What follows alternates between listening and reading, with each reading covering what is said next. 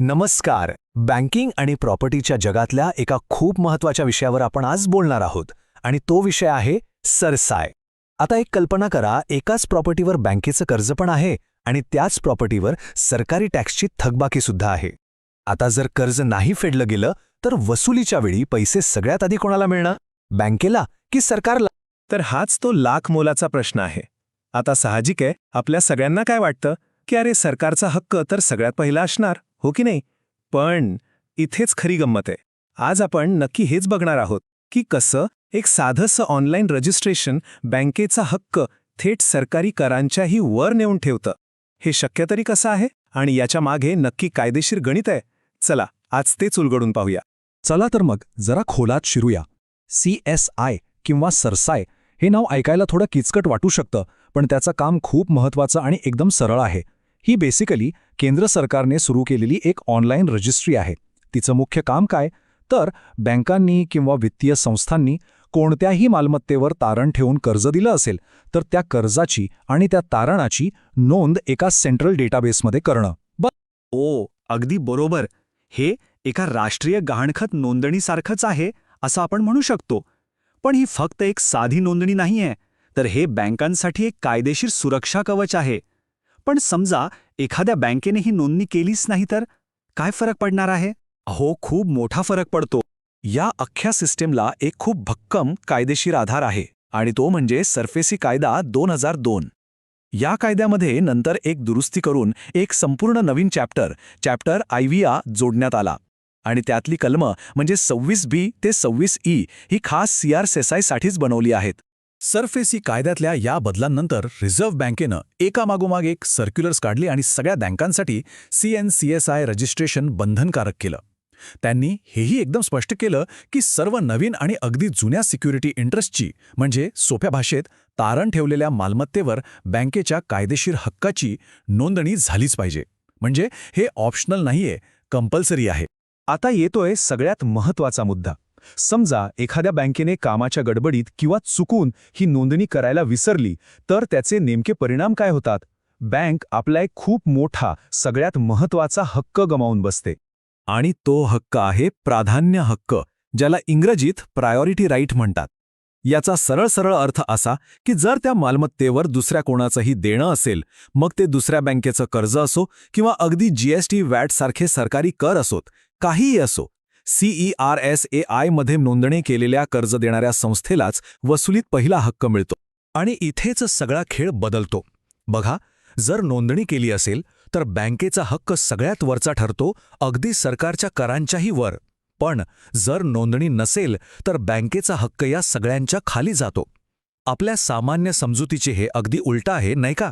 हो, आणि हाच तो कायदेशीर भूकंप आहे जो सरफेसी कायद्यातल्या कलम 26E ने घडवला आहे.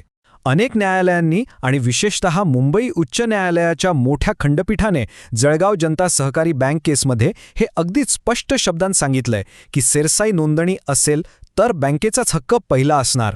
आता हे कायद्याच्या भाषेत थोडं किचकट वाटू शकतं. चला आपण एका साध्या उदाहरणाने समजून घेऊया. समजा एक व्यक्ती आहेत, श्री शर्मा. त्यांच्या बाबतीत नक्की काय घडतं ते पाहूया. तर श्री शर्मा यांच्याकडे 1 कोटी रुपयांची मालमत्ता आहे.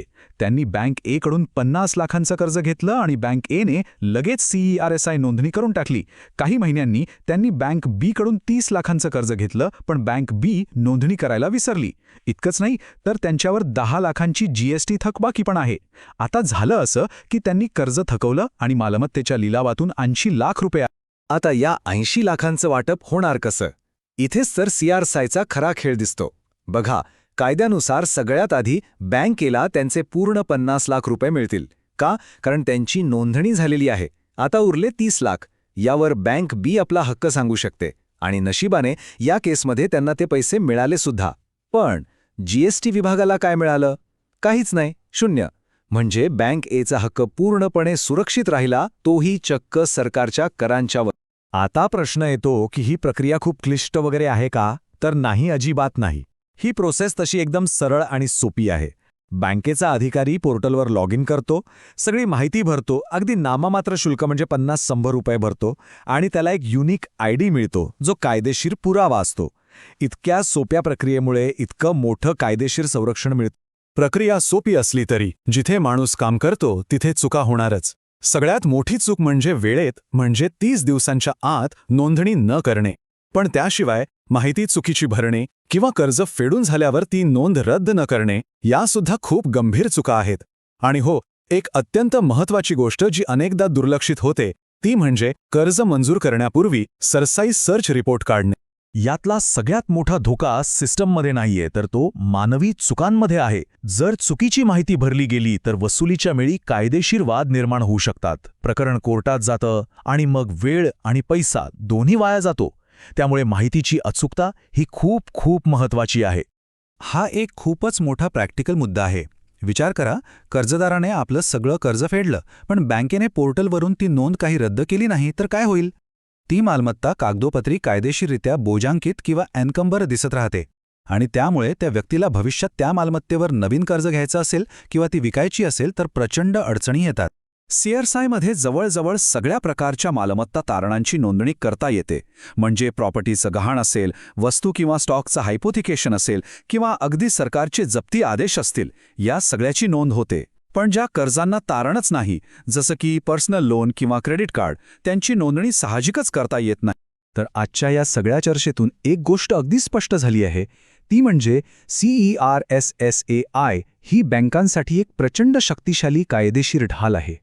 पण जाता जाता एक विचार करण्यासारखा मुद्दा. आज आपण सगळी चर्चा बँकेच्या दृष्टिकोनातून केली, पण ही प्रणाली फक्त बँकांसाठीच आहे का?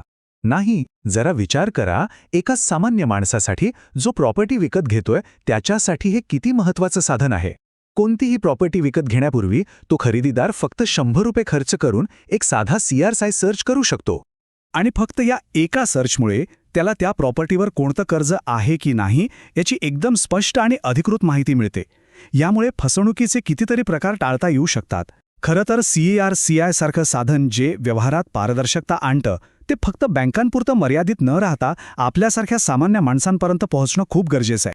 तर कळीचा मुद्दा हा आहे, CERSAI हे फक्त बँकांचंच नाही तर आपल्या सगळ्यांच्या आर्थिक सुरक्षेसाठी एक खूप महत्त्वाचं साधन आहे. त्यामुळे पुढच्या वेळी मालमत्तेचा कोणताही व्यवहार करताना हा प्रश्न स्वतःला नक्की विचारायला हवा.